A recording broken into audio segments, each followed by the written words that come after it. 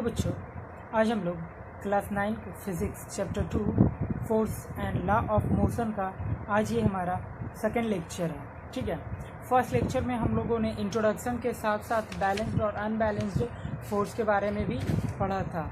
और आज हम इस वीडियो में स्टार्ट करने जा रहे हैं न्यूटन्स लॉ ऑफ मोशन। और Newton's first law of motion से हम आज के टॉपिक को हम स्टार्ट करने जा रहे हैं। ठीक है, तो हम पहले ये जान लेते हैं कि जो हमारे ये न्यूटन साहब हैं, ये न्यूटन सर हैं, उन्होंने जो ये लाज दिए हैं वो किस लिए दिए हैं। ठीक है, जो भी हम न्यूटन्स लॉ ऑफ मोशन पढ़ते हैं बच्चों, वो एक रिलेशनशिप रहता है। फोर्स किसी भी बॉडी पे अप्लाई किया जाता है और state of motion acquired by it, या हम ऐसे कर सकते हैं कि जो भी हम फोर्स लगाते हैं किसी भी बॉडी पे अगर हम कोई फोर्स लगा रहे हैं और वो कैसे उसे एक्वायर्ड कर रहा है, उस दोनों के बीच के रिलेशनशिप के बारे में ही ये न्यूटन सर ने हमें लॉ ऑफ मोशन दिया है। ठीक है, हम उसी के बारे में न्यूटन्स लॉ ऑफ मोशन में पढ़ते हैं। तो जो हमारा फर्स्ट आता है बच्चों, Newton's first law of motion. Okay, तो हम इसे स्टार्ट करने वाले हैं। है क्या? A body at rest will remain at rest and a body in motion will continue in motion in a straight line with a uniform speed unless it is compelled by an external force to change its state और state of rest और of uniform motion. अच्छा, Newton's of first law of motion का कहना ये है, जो हमारे Newton sir हैं उनका फर्स्ट लॉ में ये कहना है कि जो भी अगर बॉडी, मान लेते हैं कि अगर कोई एक बॉडी है, अगर वो रेस्ट में रहना चाह रहा है तो वो रेस्ट में ही रहेगा, या फिर अगर कोई बॉडी मोशन में है तो वो मोशन में ही रहना चाहता है। ठीक है, अदरवाइज कहने का मतलब हुआ कि जब तक वो ऐसा ही रहेगा तब तक कि अगर उसमें कोई भी एक एक्सटर्नल फोर्स नहीं लगता हो, अगर उसमें कोई भी एक्सटर्नल फोर्स अप्लाई होता है तब जो बॉडी रेस्ट में है वो मोशन में जाएगा और जो बॉडी मोशन में है वो रेस्ट में आएगा बाय एन एक्सटर्नल फोर्स से। ठीक है, तो ये हुआ हमारा Newton first law of motion. Okay, तो अगला टर्म आता है बच्चों इनर्शिया। इनर्शिया क्या है? ठीक है, इनर्शिया एक ऐसा टेंडेंसी है किसी भी बॉडी का जिसके कारण अगर कोई बॉडी रेस्ट में है या फिर मूव कर रहा है और वो अपना मूविंग जो है वो कंटिन्यू रखना चाहता है एक स्ट्रेट लाइन में, तो उस टेंडेंसी को हम लोग इनर्शिया कहते हैं। या फिर inertia is that property of a body due to which it resist a change in its state of rest और ऑफ यूनिफॉर्म मोशन। कहने का मतलब हुआ बच्चों कि अगर इनर्शिया एक ऐसा प्रॉपर्टी है किसी बॉडी का जिसकी वजह से अगर कोई बॉडी अपने चेंज करना चाह रहा स्टेट को, रेस्ट है तो रेस्ट में, या फिर रेस्ट से यूनिफॉर्म मोशन में, तो उस टेंडेंसी को या फिर उस प्रॉपर्टी को हम लोग इनर्शिया कहते हैं। ठीक है, और अगर किसी भी बॉडी का इनर्शिया ज़्यादा है, अगर किसी भी बॉडी का इनर्शिया ज़्यादा है बच्चों, तो उसे हमें अगर उसके स्टेट को चेंज करना होगा तो जो हम फोर्स लगाएंगे वो ज़्यादा अमाउंट में लगेगा। ओके, और अगर किसी बॉडी का इनर्शिया कम है, अगर किसी बॉडी की इनर्शिया कम है तो उसके ये रेस्ट या फिर स्टेट, जो भी हम उसका स्टेट हो, रेस्ट में है तो उसे मोशन में लाने के लिए, या फिर जो मोशन में है उसे रेस्ट में लाने के लिए हमें कम, ये अगर कम है तो कम लगाना पड़ेगा, और ज़्यादा, जहाँ एनर्जिया ज़्यादा होगा तो वहाँ हमें फोर्स भी ज़्यादा लगाना होगा। ओके, जैसे कि अगर मान लेते हैं यहाँ आपके सामने दो फिगर होंगे, इमेजिन कीजिए कि ये एक टॉय कार है जिससे कि बच्चे खेलते हैं, और ये हमारा रियल कार है जिससे कि हम ट्रैवल करते हैं। ओके, तो अगर इस टॉय कार को अगर हम अपने फिंगर के टिप से भी अगर पुश करेंगे तो ये कार, अगर रेस्ट है, अगर ये कार रखा हुआ है, ठीक है बच्चों, और अगर हम इसे अपने फिंगर के टिप से इसे पुश करते हैं तो ये कार मोशन में आ जाती है। और वहीं अगर हम अपने रियल कार को दोनों हाथों से कस कर एकदम धकेलते हैं तो बच्चों ये थोड़ा सा मोशन में आता है। ठीक है, हल्का सा ये हिलेगा सिर्फ। ओके, तो ये है, यहाँ देखिएगा कि इस बॉडी की इनर्शिया कम है तो हमें कम फोर्स में काम चल गया, ये तुरंत अगर रेस्ट था तो मोशन में तुरंत आ गया। और वहीं बच्चों ये हमारा रियल कार है तो इसमें हमें फोर्स की मात्रा ज़्यादा लगानी पड़ती है। ओके, तो ये था बच्चों हमारा Newton first law of motion. उसके बाद की टर्म हमने इनर्शिया देखी। ओके बच्चों, मैं एक और एग्जांपल लेना चाहूँगा। मान लेते हैं कि आपके पास एक ग्लास है, खाली ग्लास, उसके ऊपर आप एक कार्ड रख दीजिए और उसके ऊपर एक आप कॉइन रखिए। तो यहाँ जो आपका कार्ड और कॉइन है दोनों एक रेस्ट में है, ठीक है ना, दोनों रेस्ट में है। बट जैसे ही अगर हम कार्ड को फ्लिप करते हैं, अपने फिंगर से फोर्स लगाते हैं सिर्फ और सिर्फ कार्ड पे, वो जो कॉइन हमारा कार्ड पे लगा रखा हुआ उस पे अगर हम फोर्स लगाते हैं, अगर हम सिर्फ कार्ड पे फोर्स लगाते हैं, तो बच्चों ध्यान दीजिएगा कि जो हमारा कार्ड रहता है वो आगे चला जाता और जो हमारा कॉइन रहेगा वो रेस्ट में, तो वो बच्चों रेस्ट में ही रहना चाहेगा। बट हमने जो फोर्स लगाया है वो तो कार्ड पे लगाया है, तो कार्ड वहाँ से हट जाएगा और वो मोशन में आएगा।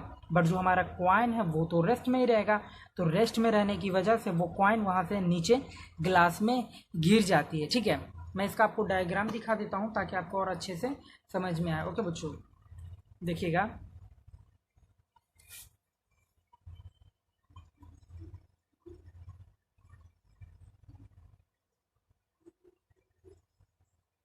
ये हमारा ग्लास है। ओके,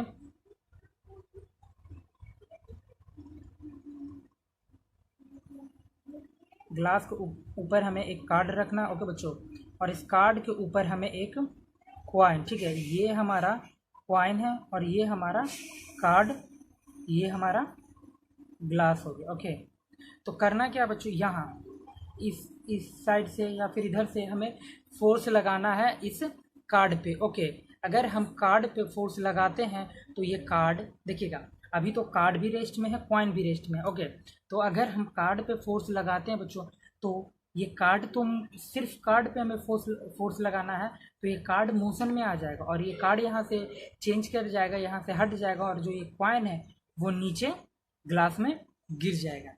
ओके, ठीक है, तो यहाँ तक अब आगे टॉपिक को लेकर चलते हैं, नेक्स्ट पार्ट देखते हैं बच्चों। इसके बाद एक टर्म आता है मोमेंटम।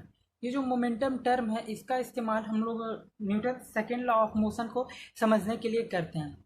चलिए तो पहले पढ़ लेते हैं कि ये मोमेंटम है क्या, मोमेंटम का यूज क्या ऐसे होता है, ठीक है ना।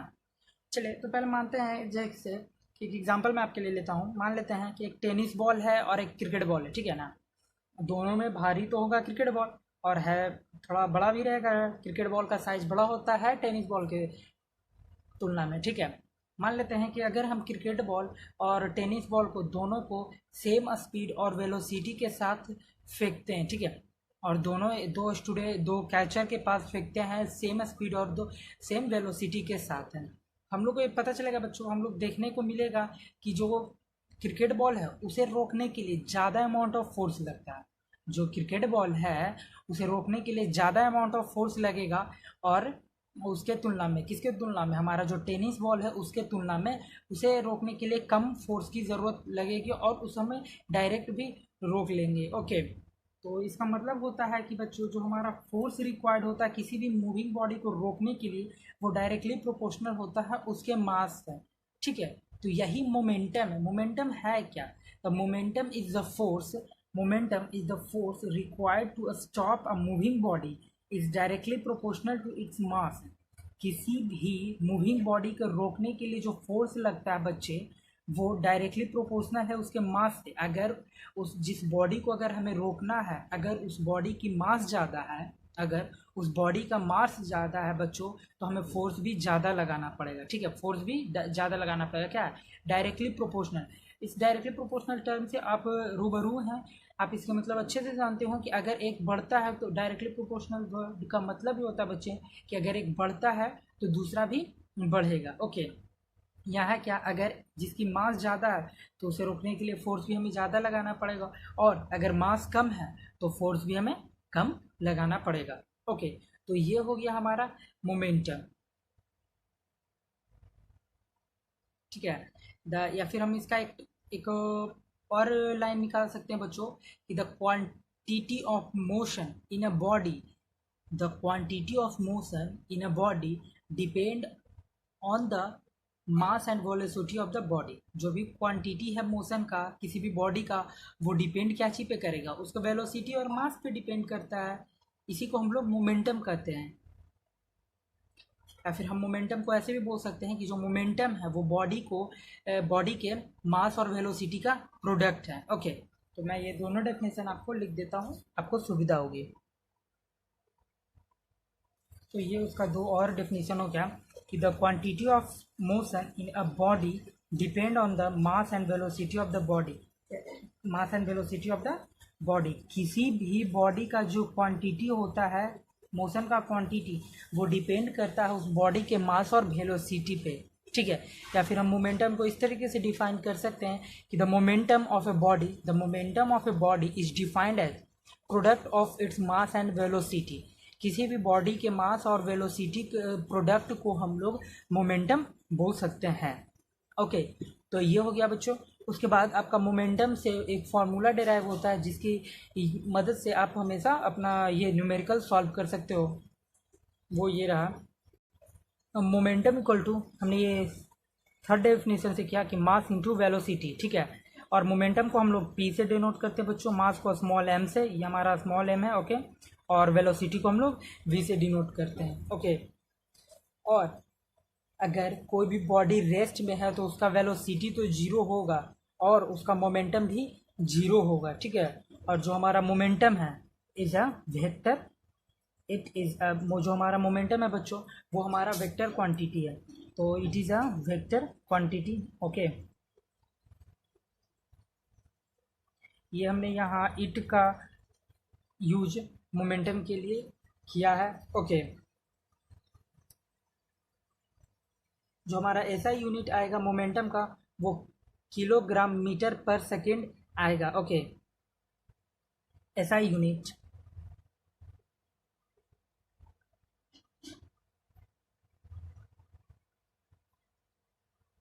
किलोग्राम मीटर पर सेकेंड, जिसको हम लोग डिनोट करेंगे केजी मीटर पर सेकेंड या फिर केजी मीटर पर सेकेंड, इस तरीके से। ये हमारा आ गया बच्चों इसका एसआई यूनिट, ओके। तो आज की क्लास में हम लोग यहीं तक मोमेंटम तक ही रहने देते हैं, और जो हमारा नेक्स्ट टॉपिक है उसे हम लोग नेक्स्ट वीडियो सेशन में बढ़ाएंगे, ओके बच्चों।